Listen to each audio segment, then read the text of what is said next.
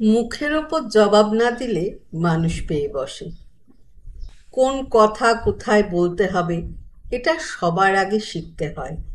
কথা বলতে জানি মানে যা খুশি বলবো, ওটাকে বাক স্বাধীনতা বলে না, ওটাকে অসভ্যতা বলে।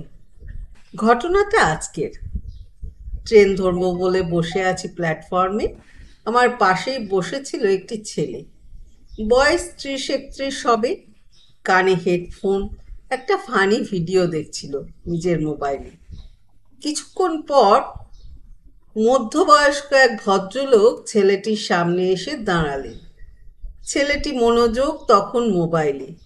খুব স্বাভাবিক সেটা। কে কখন সামনে এসে দাঁড়াবে সেটা দেখার দায়িত্ব তো তার নয়। মিনিট খানেক দাঁড়িয়ে থাকার পর ভদ্রলোক নিজে থেকেই ছেলেটিকে বললেন, কিরে, আজকাল দেখেও না দেখার ভান করিস যে? ছেলেটি কান থেকে হেডফোনটা খুলে ভদ্রলোকের দিকে তাকিয়ে বললেন, আরে তুমি, বুঝতেই পারিনি। বুঝবি কি করে?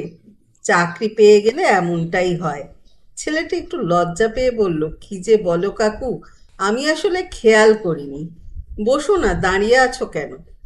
ছেলেটির কথাতে বিনয়ের ভাব। ছেলেটি আমার দিকে একটু সরে আসতেই ভদ্রলোক পাশে বসলেন। বসেই বললেন, বড়লোক হয়ে যাচ্ছিস, এখন কি আর কথা বলতে চাইবি? ব্যাংকের চাকরি বলে কথা, ভালোই তো বেতন। কথাগুলো বলছেন বটে, কথাগুলোর মধ্যে একটা ব্যঙ্গ লুকিয়ে আছে, সেটা আমি বুঝতে পারছিলাম। ছেলেটি ভদ্রতার খাতিরে কথাগুলো মেনেই নিচ্ছিল দেখলাম। ভদ্রলোক বললেন, হ্যাঁ রে, চাকরিটা যে পেয়েছিস কোনো লোক ধরতে হয়েছিল নাকি? এমন কথায় ছেলেটির যে খারাপ লেগেছে, ছেলেটির রিপ্লাই দেখেই বুঝেছি। ছেলেটি বলল, কেন? চাকরিটা পাওয়ার জন্য আমার কোনো যোগ্যতা ছিল না? ভদ্রলোক বললেন, এই তো না, কথাটা মাইন্ডে নিয়ে নিলি তো? এত কম ধৈর্য হলে হবে? কত খারাপ কথা শুনতে হবে চাকরি করতে গিয়ে। জানি তুই পড়াশুনোয় ভালো, কত ভালো ছেলে আছে তারাও তো চাকরি পায়নি।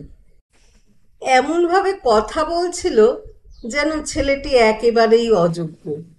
এমন কথা যে ছেলেটির ভালো লাগেনি এক ঝলক ওর মুখের দিকে তাকিয়েই বুঝে গিয়েছি।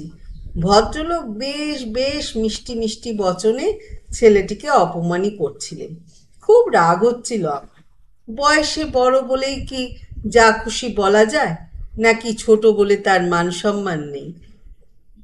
মনে হচ্ছিল দুটো কথা আমি শুনিয়ে দিই। ছেলেটি চুপ করেই আছে।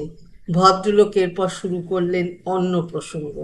বললেন, তোর এজ কত হবে এখন? 30-এর কম না 30-এর বেশি? 30-এর বেশি? তা কেন? বিয়ে করার তো বয়স পেরিয়ে গেল, কবে বিয়ে করবি? বিয়ে হয়ে গেলে তোর ছেলে মেয়ে এতদিনে স্কুলে পড়তো। কতক্ষণ আর অপমান সহ্য করা যায়?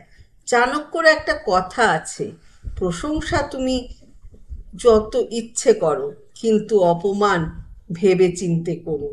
কারণ অপমান হলো সেই ঋণ যা সুযোগ পেলেই সবাই সুদে আসলে ফেরত দেয়। এতক্ষণ ধরে ভদ্রলোকের কথা সহ্য করতে করতে সহ্যের সীমা ছাড়িয়ে গেল। সেটাই তো হওয়া, খুব স্বাভাবিক, তাই না? অপমান সহ্য করার মধ্যে কোনো গৌরব নেই। ছেলেটি মেজাজের সুর নরম করে ভদ্রলোককে বললেন, কেন কাকু, আমি বিয়ে করিনি বলে তোমার চিন্তা হচ্ছে? আরে ধুর, বয়স তো হচ্ছে নাকি? তাছাড়া ভালো চাকরি করিস, ভালো টাকা বেতন পাস, তোর বিয়েতে খেতে হবে না? আমারও তো খেতে ইচ্ছে করছে, তবে বিয়েতে নয়, শ্রাদ্ধে। কবে খাবো কাকু? এই তুই কি আমার সাথে মজা করছিস? না কাকু, তোমার সাথে মজা করতে পারি? তুমি কি আমার সাথে এতক্ষণ মজা করলে? কি যে বলো তুমি, তোমার সাথে মজা করা মানে পাপ বাড়বে। তোকে বলতে যাওয়াটাই ভুল হয়েছে আমার।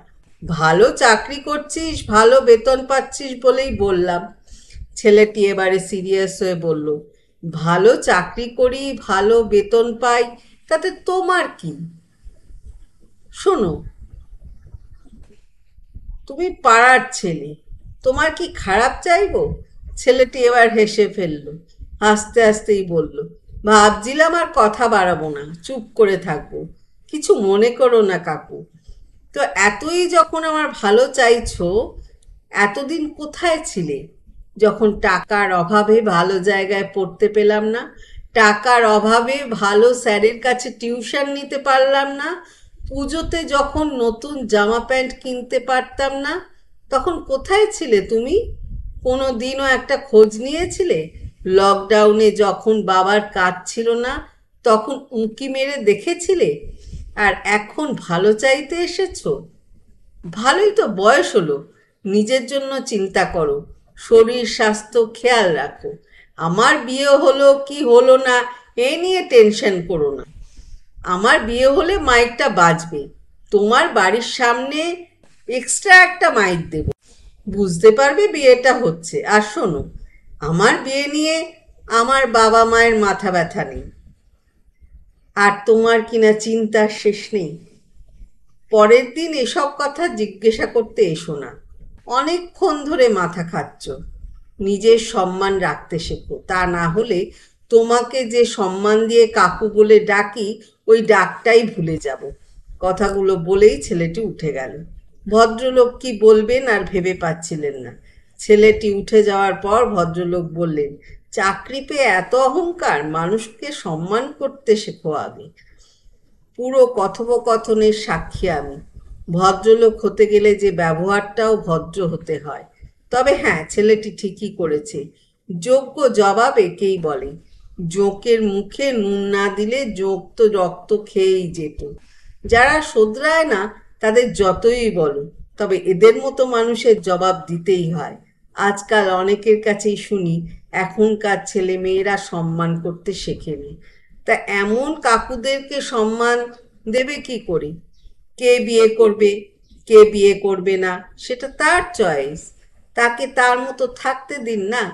যে কথা বললে মানুষ অপ্রস্তুতে পড়বে, যে কথা বললে মানুষ লজ্জায় কুঁকড়ে যাবে, যে কথা বললে মানুষ অপমানিত হবে, সে কথাগুলো বলা বন্ধ করুন। সম্মান দিন, অবশ্যই সম্মান পাবেন। ভালো থাকবেন। সরজিৎ ঘোষের রচনা।